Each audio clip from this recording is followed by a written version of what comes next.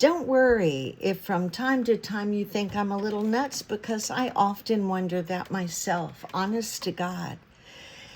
The synchronicity in my life is nutty, but listen to this now. All day I've been hyped up because of the Dendera thing, and my friend Bill Souza, which figured this out like 6 years ago, but I didn't know it, was on Praveen Mohan's show showing the Dendera, which is an electrical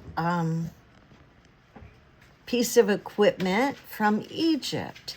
And it is mind-blowing.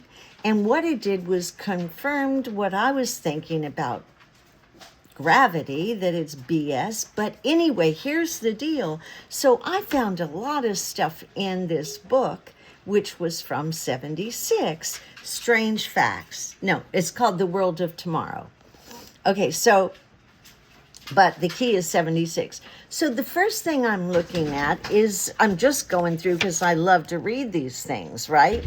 I was looking at, honestly, the Sahara, and it was, okay, will it ever, first it says, will it ever get like it was thousands of years ago, green and beautiful, right?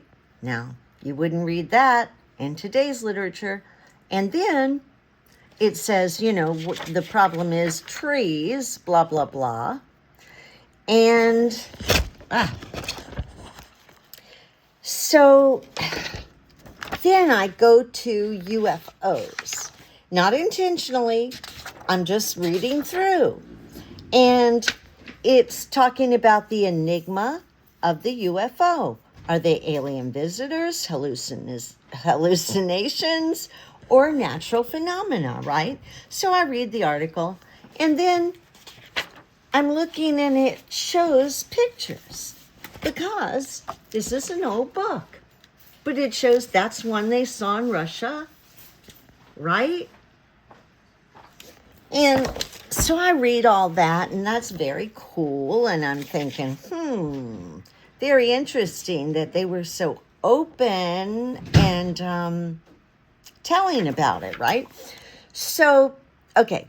So I get through with that, and I'm making notes thinking, oh, I'm going to have to do some research on this, blah, blah, blah. And I get to this, looking into the future. A conversation with science writer Isaac Asimov. I don't know how you really say his name. That's what I say. I've got 4 or 5 of his books because he is like the leading guy. Right here I've got one. The History of Physics. I use his books regularly. Wait, there's one. No. Anyway.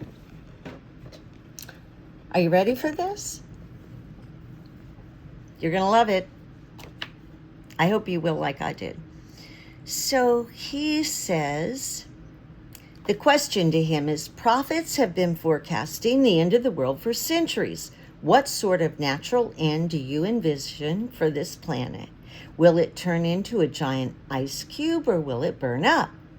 And he answers, one natural end that is unavoidable, even if nothing else goes wrong, is the death of the sun. It will gradually use up its hydrogen fuel in about 10,000 years and will destroy the Earth.